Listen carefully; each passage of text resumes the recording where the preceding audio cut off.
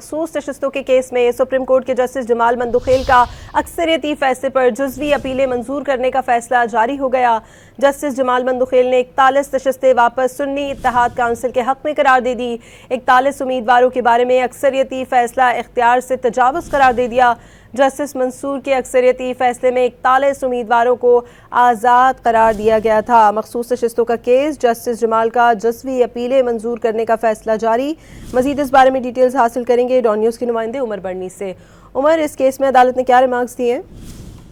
जी बिल्कुल, supreme court में मखसूस नशिस्तों से मुतल्लिक अक्सरियती फैसले के खिलाफ दायर रिव्यू में जस्टिस जमाल मंदुखेल ने 12 सफ़ात पर मुश्तमिल अपना तफसीली फैसला जारी कर दिया है, जिसमें उन्होंने मखसूस नशिस्तों के मामले पर अक्सरियती फैसले से जुज़वी इख्तलाफ करते हुए 41 नशिस्तें दोबारा SIC के हक में करार दे दी हैं।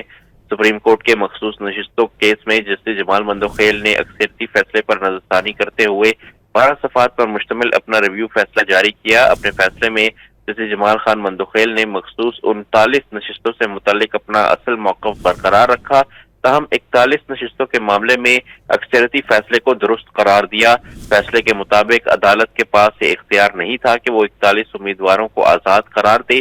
जस्टिस जमाल मंदुखेल ने लिखा कि 41 उम्मीदवारों का मामला अदालत के सामने ज़ेरे इल्तवा ही नहीं था और अक्सरियती बेंच ने अपने इख्तियार से तजावुज़ करते हुए सियासी वाबस्तगी तब्दील करने का फैसला दिया।